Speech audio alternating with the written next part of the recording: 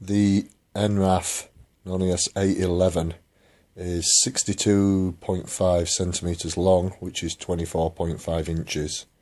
It's 39.5 centimeters high, or 15.5 inches, and 21 centimeters deep, or 8.25 inches.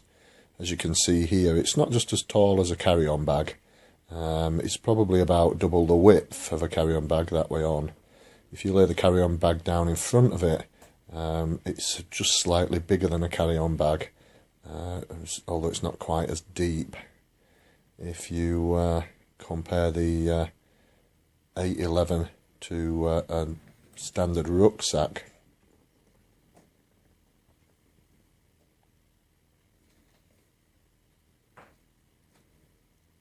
you'll see here this is a standard size rucksack, about as tall as one another. But the 811 is significantly bigger, both length and width wise. This is what people would call a captain's bag. You carry a laptop and projector in it. As you can see, they're about the same depth. But overall, the Enraf is slightly bigger.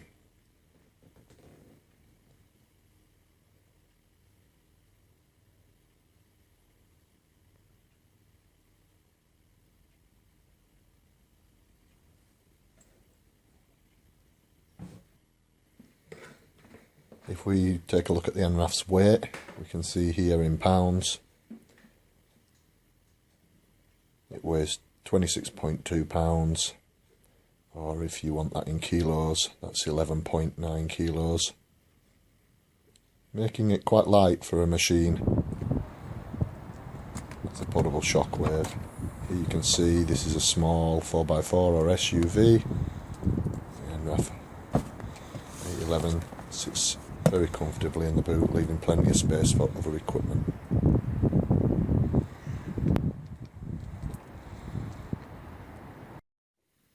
So today we're here with our very own Enraf Nonius 811 soft shock or radial shock machine.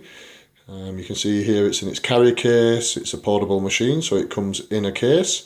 If we look at the front, you can see the two locks. If we undo the two locks, they do actually lock shut with the keys inside. We open up the Shockwave machine. You've got all the Shockwave accessories and the machine itself. Okay, so if we start with the Shockwave machine, we'll take the Shockwave machine out of the case. This is not a particularly heavy machine. And place it down on the front there. Just behind the Shockwave machine is the actual Shockwave head, which comes out. And we put that down at the front here. If we come to the other side, we've actually got the foot switch. This activates the Shockwave itself. Behind the foot switch, we have the Shockwave head holder. That would be used to place the Shockwave head when you're not using it. Behind that, there are three individual Shockwave heads. And if we start on the right hand side, you've got a 6mm head.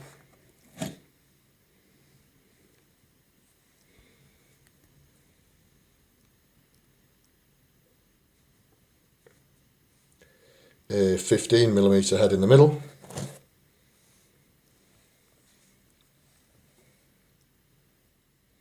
And then the largest head with this machine is the 30mm head.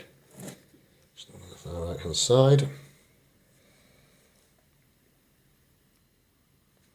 And we also have a gauge here, that's for actually making sure that the gap to the Shockwave head is the correct distance.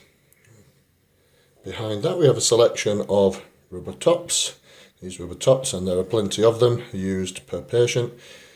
You should sterilise them between each patient. And we've got 1, 2, 3, 4, 5, 6, 7, 8, 9, and one on the machine makes 10. Behind that we have some mineral oil. I've actually supplied mineral oil with this machine. If you've read in the literature, some people say using ultrasound gel creates cavitation in the ultrasound gel between the skin, and mineral oil doesn't. And so they supply a bottle of mineral oil, and then in the same little cavity, I can see the keys. These are the keys to the case, for which you get two if you're ever going to lock the case. There's a pouch here at the back, and if we open the pouch, we should probably find the power lead, which we do, and of course the instruction manual, which contains all the technical. Okay, so we have the 811 out of its box now. We've removed the case. As you can see, this is the actual machine itself. If we spin the machine around, we'll see on the back there are several attachments. Working from left to right is the power switch, and then you have the access point for the power lead. That may be different depending on which country you're in.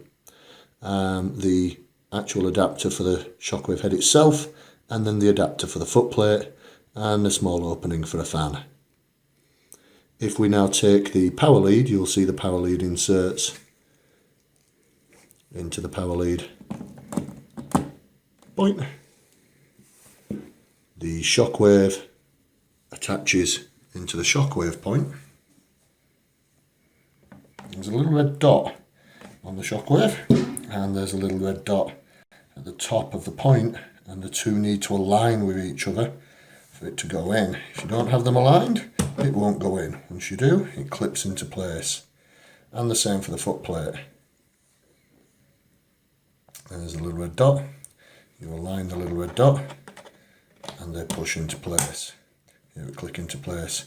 To remove the foot plate and the Shockwave head, you actually need to pull back on the metal cover to remove it.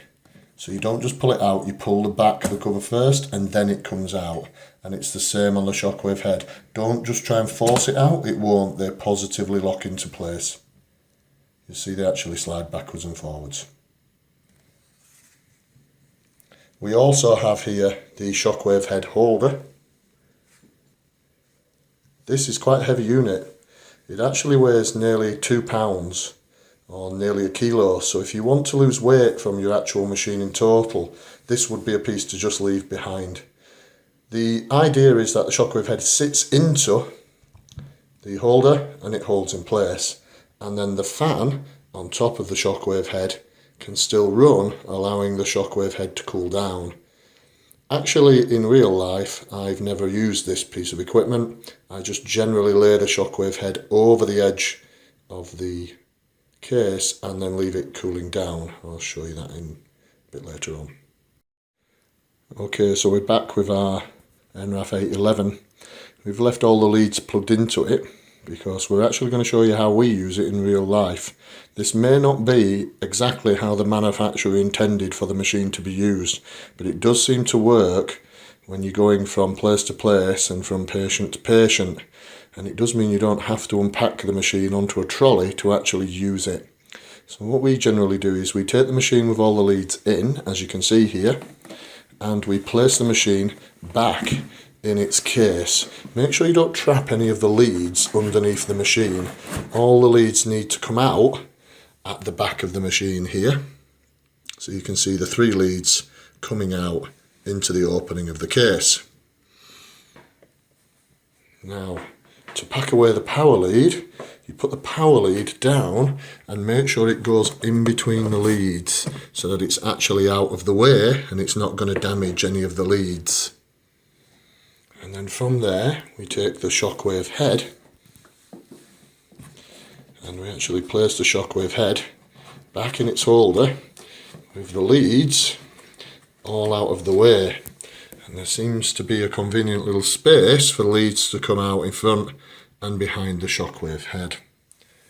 From there you can put away the footplate, but just make sure that the lead is actually pointing upwards as you do it, and preferably down towards the middle edge, as you can see here. And then we wrap all the wires into the machine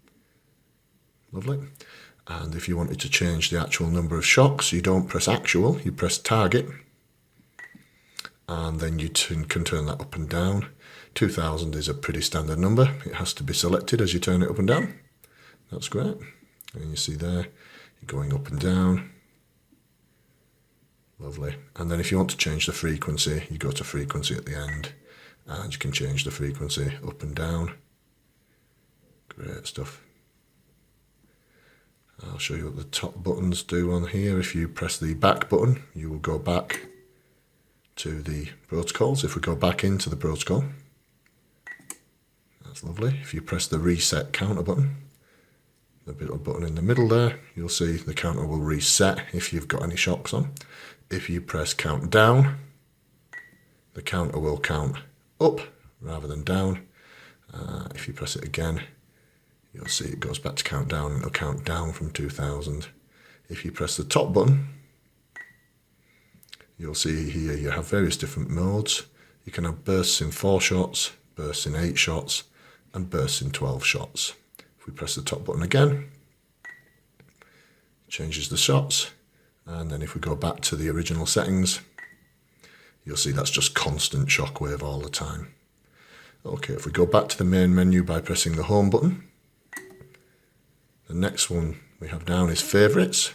If you press the favourites button, these are basically the settings that you can put in yourself, and you can save various settings on the machine as favourites. You can see here we've got horse 1, if you're an equine physio, massage, and on and on and on. If we go back to the home screen by pressing the home button, one of the nice features of the 811 is the information system in the clinical protocols. If you press clinical protocols and then press the I button next to the clinical protocol, you'll see here it brings up a bit of information about the actual treatment. So we've got therapy info, myofascial trigger point in the neck, acute. You're going to do 1 to 4 sessions at 1 per week. Power 60 millijoules. Frequency, burst, or 5 to 10 hertz. Applicator head, 15mm or 6mm. I personally would never use a 6mm head on the neck, but that's just me. If you press the down button underneath the main box, you see you get the dermatome trigger points and myofascial tone release. First, treat existing trigger and pain points statically with a series of up to 600 shocks per point and series. Begin with a point of the highest priority, and then you finally work over the whole area dynamically. You'll see this in some of the video tutorials, but in essence you do spots where the worst bits are statically, usually 200 spots. You can work your way up from that to 400, maybe 600 shocks. And then once you've done those spots, you go over the whole area with a bigger head in a massaging fashion. If you press the down arrow below the picture, you'll see it actually shows you another picture of trigger points around the scapula. And if you just press the tick button, it takes it back to the main menu. Okay. So the next operation we'll look at is manual operation. If we start on the bottom left hand side, we've got energy here. It goes from a minimum of 60 and does go right up to 185 millijoules. We'll leave it at 60 for the sake of this demonstration. We then want to set the target number of shocks, and as you can see it goes up in hundreds. We actually stopped counting at 250,000 shocks, which I thought was probably well beyond what anybody would use, but it seems you can have pretty much as many as you like. And then the last thing is frequency. The frequency can go down as low as 1 and right up to, in this case, 22 hertz. The energy and frequency are linked. The higher the energy, the more of a cap there will be on the frequency. So do remember that. You might not be able to have 185 millijoules at 22 hertz. The machine may just not be able to do it. If we look at the buttons in the centre, the very top button changes the operation from constant, and you can have it in shots instead. So these are burst modes, and you can see there's burst 4 shots, burst 8 shots, and burst 12 shots. If we change that back to constant, we've got the reset counter button in the centre. That's to reset the counter in case you've got some shocks on and you just want to start again. And at the moment the machine is counting up. So actual reads 0 shocks and we're going to count up. If we press that button, you'll see it changes to 2200, which is the target, and it will count down from 2200. We may want to save that as a protocol, and in the top right hand corner you'll be able to see there's a little button. If we press that, it brings us through to another menu, and in that menu we can give the protocol a name. If we press the very bottom, it brings up a keyboard and we can put in any name we like to save that protocol. Once you've put a name in, we'll just put in some random numbers and letters here. You press the tick on the top right hand side and that will now be saved as one of your favourites. And if you look at the screen, you can see at the top next to the star is the random numbers and letters we just chose. The final section in the software are the system settings.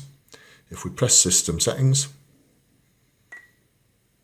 you'll see at the top you have language, currently set to English, brightness, which is the brightness of the screen. Use the up and down arrows to change that.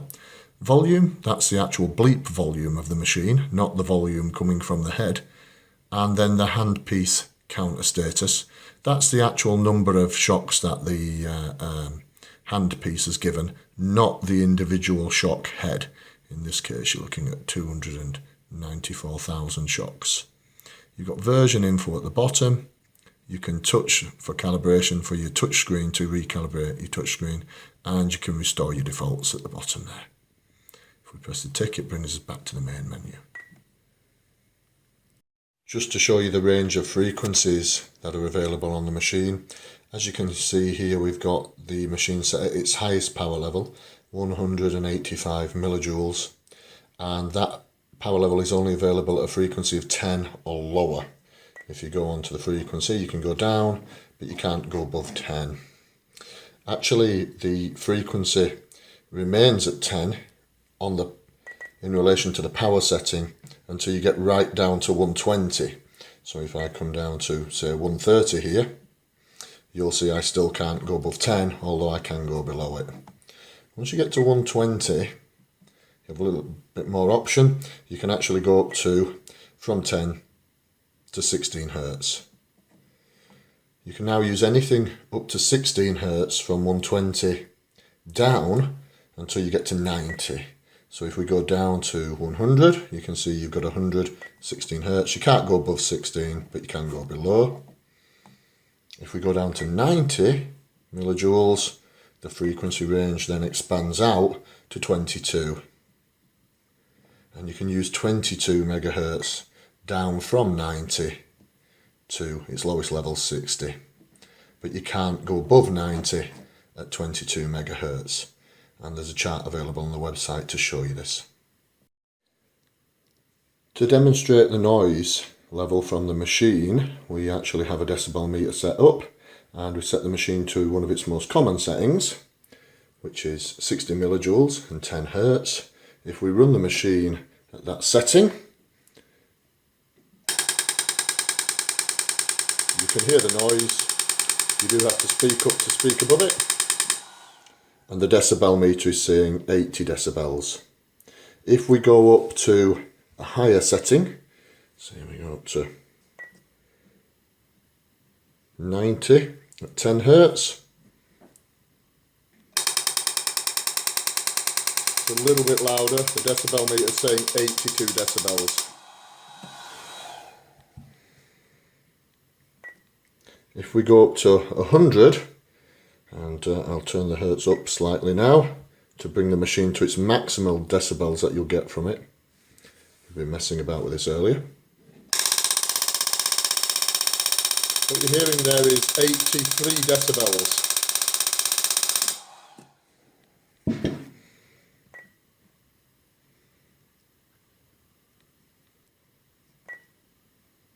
I'll take the machine to what we think is its highest noise level, 90 at 22 Hertz.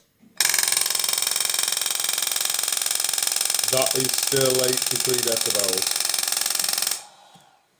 So the maximum noise you'll get from the machine is 83 decibels, ranging from 80 at its lowest up to 83 at its highest. Sessions of the Enraf Nonius 811. This is a really capable portable machine. We've had this machine now for probably 8 weeks.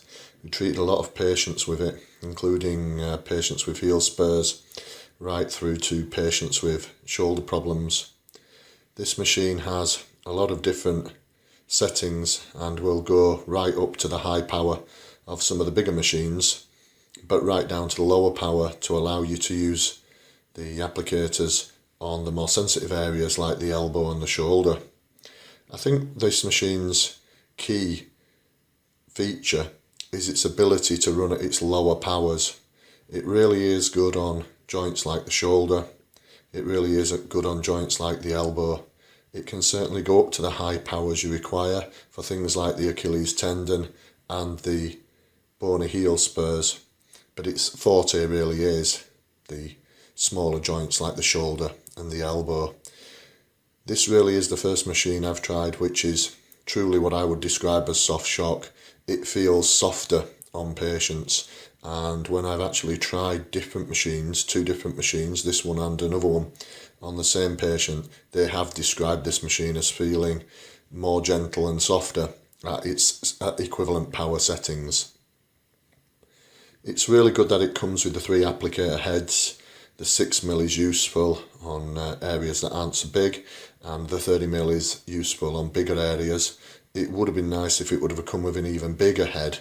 A 60mm head might have been very nice, but it doesn't. The 3 heads are perfectly adequate for what most people will want.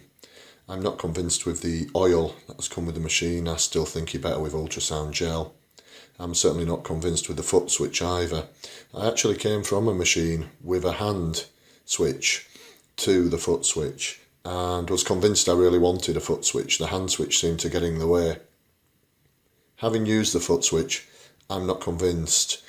A lot of the times I press the foot switch and the machine doesn't immediately come on, or it comes on for 3-4 shocks and then immediately goes back off because I haven't pressed it properly. With patients, the first 10-20 shocks are usually the worst. They're where they feel the most pain and discomfort, and then after that actually most patients say it settles down a bit and they get more used to it. Having the foot plate switching on and off like that isn't brilliant. It may just be the machine we have, and it might not be prevalent on the other machines in this range.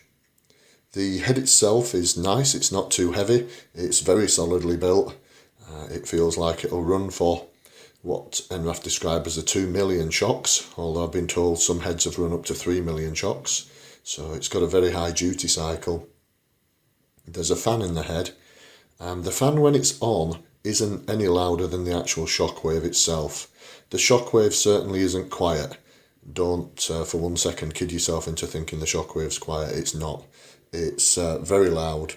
You will certainly have to raise your voice if you wish to speak to your patients whilst the Shockwave is on. You'll almost have to shout, really. After the machine is switched off, depends how long you've had it on for and at what sort of settings you've been using, but the fan can actually run for a significant amount of time in the head. I've actually found that a bit annoying, if I'm honest. I find myself sat talking to patients with the fan running, and that does get a bit annoying. I've never actually used the head holder, which is in the case there, mainly because I just leave the head on the edge of the case, and with gel on the end, as you often have, or even oil on the end, I don't really want to stand it into the stand if I can help it, and so I just leave it on the edge of the case, and that seems to work quite fine. The inside of the case is foam, and as you can probably already see from ours, it's starting to split. I don't know what Enraf will do about that in the end, because I would imagine if you were living with this machine for several years, the inner foam lining of the case will eventually go and will probably need replacing, probably long before the machine needs replacing. Maybe not before the head, but certainly the machine needs replacing. I don't know if Enraf have made contingencies for that or not, but certainly ours is splitting already. It will get to the point, I would imagine, where the little holders become loose and everything starts rattling around in the case. That'll make it more difficult to transport. At that stage, you'll probably have to change the foam in the linings of the case. The actual handles on the machine, the up and down handles, feel very solid. I don't think you'd ever have any problems with those. The on and off switch at the back is very solid. The lead attachment at the back of the machine is very solid. I don't think any of those attachments you'd ever have a problem with. Where the lead goes into the Shockwave head, that attachment is extremely solid. I don't think you'd ever have any problems with that, although of course at some point you will be replacing the head. As I say, the footplate itself is a little bit temperamental. Certainly it has been on my machine anyway. I've not seen any other videos on the internet saying that they're temperamental, but certainly I found mine to be a bit temperamental. Overall, the machine is very responsive. It's probably the fastest machine I've had for starting up its software. It really comes on almost instantly. There's no lead time at all. I've used other machines with compressors where the software doesn't seem to start until the compressor's charged, and those machines can take quite a few seconds to start up. There's absolutely no lag time on this machine. It comes on almost instantly. If you press a button, it responds instantly. It really is that quick. The processor in it must be very fast. Overall, this is a great machine. It's a machine I would definitely recommend to anyone. It's got a lot of advantages over the other portable machines. It's light, it's actually easy to travel with. It packs away really nicely and really quickly. It doesn't take a lot of packing away compared to other machines. If you use the trick we showed you earlier, this machine you can have packed away in a few seconds. Other machines can take a few minutes to get packed away.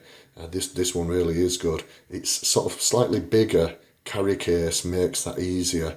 I've seen the same machine in different models. They do make this machine in different manufacturers make this machine in different models.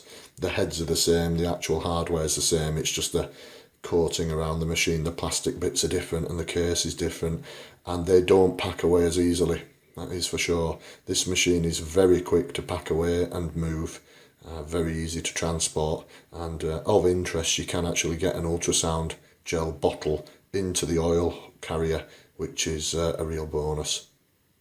We've bought this machine. It's a great machine. We've trialled quite a few other machines.